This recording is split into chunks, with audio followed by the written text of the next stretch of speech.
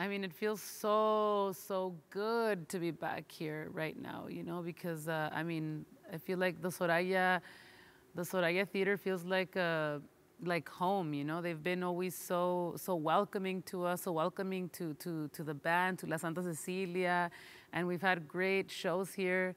So it feels good to kind of like hit the stage once again after like 7 months. To be back here, at the Soraya. A lot of emotions, like I know that when we did sound check, the first, time I did sound check and I sang into the microphone and heard my voice in the room was like, like I'm back. Like I missed you, friend. I missed you, stage. I missed all of it, the lights too. It's definitely like coming back home, We're going through like a very traumatic time, like we're going through a pandemic, like our grandparents didn't go through a pandemic, like, or our parents, no, didn't go through something like this. So I think that it's okay to feel emotional, no, and to feel like we're adjusting to, even when you're coming back to something that you love so much and that you feel like that you do all the time, when you stop doing it abruptly for 7 months and you come back, it's like seeing an old friend. Like, of course, you're going to feel emotional. You're going to cry. You're going to feel all these things, So it's definitely been one of those coming back here to the Soraya, reuniting with friends and musicians. It's a lot of different kinds of feelings, but beautiful feelings, no? And feelings that remind us that we're human and that that we're going through a tough time. We're going through this pandemic, pero it's okay. It's okay to feel and to feel emotional. Well, first of all, it makes me feel super happy, super grateful. I mean, very excited to be able to honor Linda Ronstadt, who is amazing, a legendary American singer, and not just like a pop singer, country, rock, traditional Mexican singer. I mean, like, this is a singer that for me is someone that like kind of paves a way of how you want to create music, no? So it's definitely an honor to sing for Linda Ronstadt, to tribute Linda Ronstadt, and to be able to do it with Aída Cuevas, who is another queen that I admire, is like mind-blowing, It's like I haven't been on stage, I haven't really done things like this in 7 months, and then all of a sudden I get to tribute Linda Ronstadt and do it with Aída Cuevas and the mariachi and my friends and the band. It's like, how am I not gonna cry of joy or of like all these emotions, or smile like a lot, right? I feel grateful. I mean, I was definitely like super nervous about having our Zoom conversation. I mean, in the morning, I was so nervous. I feel like I was just like, when you're gonna have a call, I feel like I haven't felt like that in a while, Do you remember when you would pick up the phone and call someone and feel nervous about calling them and talking to someone that you liked or someone that you admired or somebody, and to hear their voice?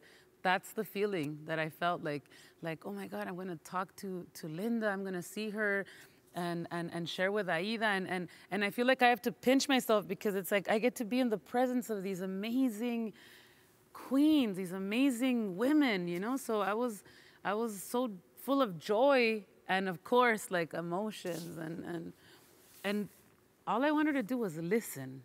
Like, if they could just keep conversating, like conversando them, like just them two about, oh, when we went to this, or remember when we sang here, or what.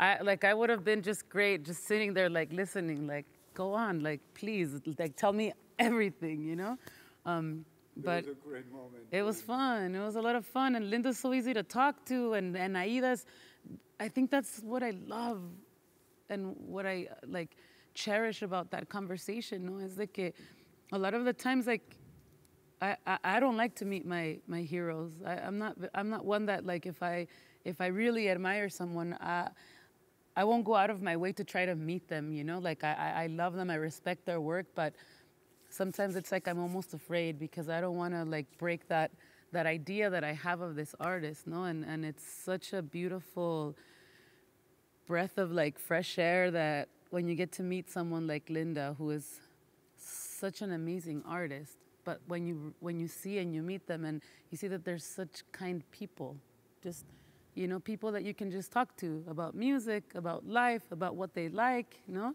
and same thing with Aída, just such a beautiful, beautiful person, you know, like, I mean, beyond her music and her presence and who she is in Mexican traditional music, just she's just a sweet, sweet person, and I love that.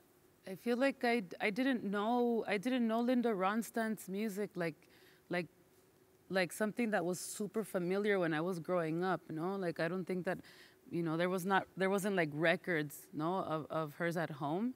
My mom just listened to the radio, and my dad was always like scratching the guitar and singing and playing really bad, but so there was always music, but and I was a TV kid from the 80s, so I was watching always like TV, and I remember watching it was like a TV show of this comedian, this Chicano comedian, and I saw this woman dressed in like a Veracruzano outfit, you know, and it was Linda, and she was speaking in English, and she was, you know, talking about canciones de mi padre, and that's when I heard her, and I thought, oh wow, that's beautiful.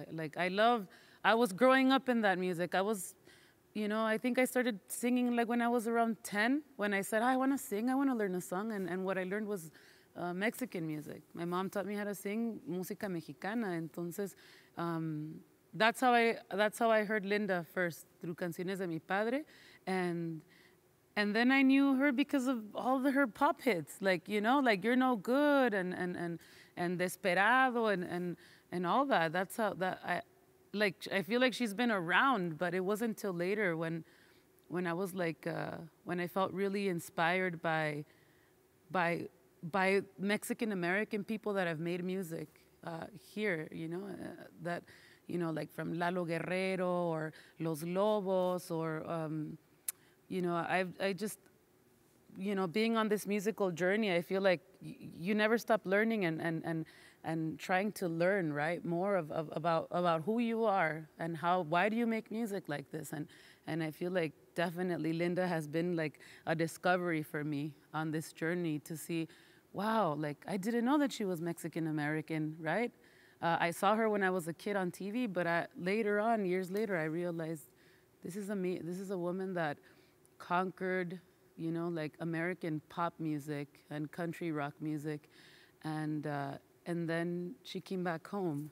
She came back to the root, you know, and I feel like, man, that's such an inspiration, you know, and I wanted to celebrate her. I want to celebrate that because maybe there's a lot of other people that are or younger than me now that might not know. And one day might look back and be like, wait a minute, there's artists like Linda Ronstadt that have been doing this, you know, crossfading or going back and forth and always returning home, no? And I love that. I love that about her.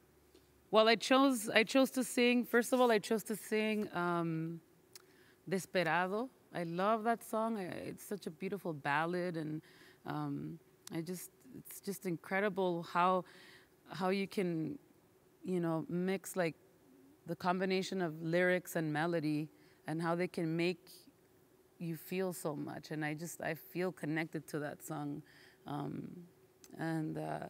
The song Desperado for me, like, just reminds me a lot of my dad, you know, and you know, like my dad passed away about a year and a half ago, and he was like my biggest inspiration, like my best friend. But he was also one of those people that like that live hard, play hard, you know, and one of those beautiful lights that don't last too long here, but that shine bright, no? And I feel like when you lose somebody, you go through all the, you know, like the process of like accepting that they're gone and understanding and letting them go, but man, when I heard this song, and I just felt like I feel like I guess I never told him that he should have taken care of himself, that he should have like saved a little bit, you know, for us, no. Entonces, that's why I wanted to sing that song, and and it was hard to sing, but it felt so good too because I feel like I'm letting something out, you know. I'm letting my own heart like cry out, no. And then we did Silver Threads and Golden Needles because I think that's just such a super awesome song, and I feel like it's kind of punk rock, you know, like you can't buy my love with money, you know, like because I was never that kind, and I love the lyrics, and I got to play with my band, with La Santa Cecilia, with Bugs, with Dave, with Cheche, and that was a big treat to have Cheche be our musical director on this Linda tribute was really cool. I had met him before, and we had played music before, but never like this, where we were like in a team working for something, you know, to honor this queen, right? Our queen Linda. So it was great to share with Cheche, and he's such a great person, and I love just how it flowed, you know. Like none of this is work or was work. This is all like joy, you know, just to get together and play and rehearse and to be in this room and to feel the lights on our faces. I think we were all like missing it and wanting to be here. So yeah, well, I mean, like I feel like Mexican music, country music, norteño music, I mean, I feel like we're all related, you know. And there's so many more similarities to us than there are differences, and I feel like music is always a great example of that, of when you might mix something that may seem a little bit strange when you see it, and then when you hear it, you can feel that it's like, no, it goes, they go right there, right along with each other. So it's definitely a treat. And I had never really sang like country music. So for me, it's like getting out of my own comfort zone and trying something new, something different. Like I've never, you know, we get the chance to have, you know, Sarah Watkins play the fiddle. I've never sang with a fiddle player, and now I want to sing with her more. You know, like I want to see what we can do together. Like, what else can we play together?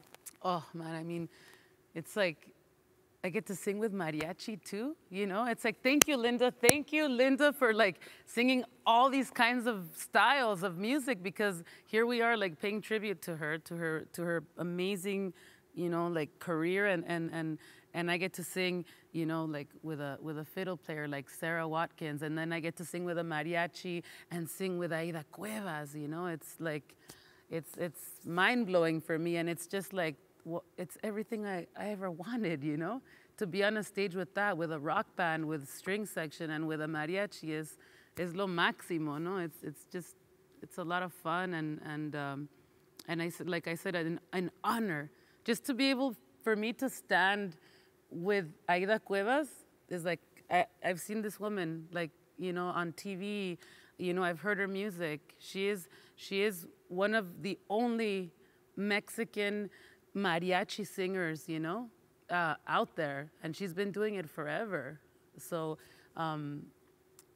like, she's just a huge inspiration too. Entonces, I mean, I think that definitely Linda is an artist that does pave a way for people and musicians like me, you know, that are bicultural, that are Mexican American, that we very much love to experiment, and we are very much American, and we love to rock and roll, and we love to swing, and we love all that stuff. But we also love our heritage, our roots, no, our Mexican music, our traditions. So yeah, to be able to follow in the footsteps and see that, like, hey, there was an amazing singer. There's an amazing singer like Linda Ronstadt who was so free enough to be able to do it, and to do it so well, no? Like, where it inspired. There's so many of my peers of musicians that are now in mariachi bands that are like, what was the first record you heard that got you into Mexican music? Well, it was Linda Ronstadt, Canciones de mi Padre. That's why I got into mariachi music. That's why I'm a mariachi. I know many musicians like this. Entonces, I feel like artists, like the path and the adventure that an artist like Linda takes, no? The risks that she takes are things that we can benefit from now in the future, now that we're here, no? To do what we want and to play music however we want, and to be in those two sides, and that is American music. For sure, that is American music. And I'm also singing a song with David Hidalgo, no? And the song's called Somewhere Out There.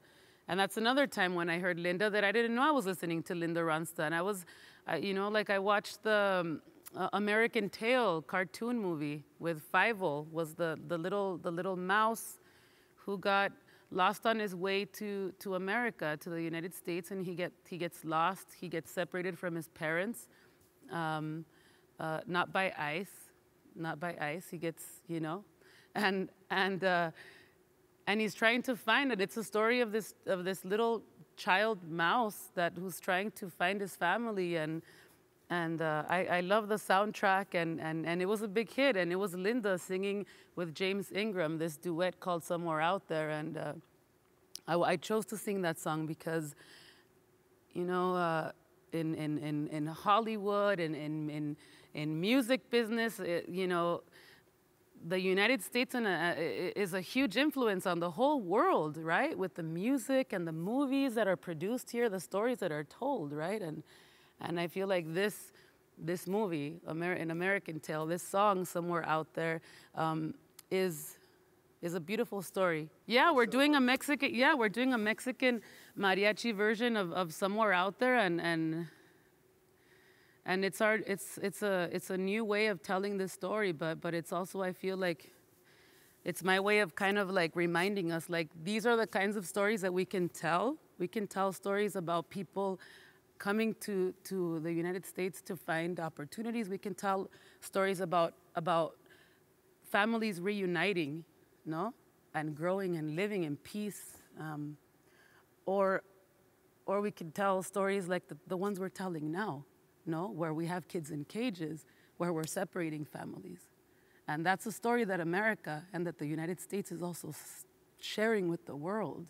So I just wanted to like remind everyone of these beautiful, you know, stories that we grow up, you know, watching, learning from, our stories, our American stories.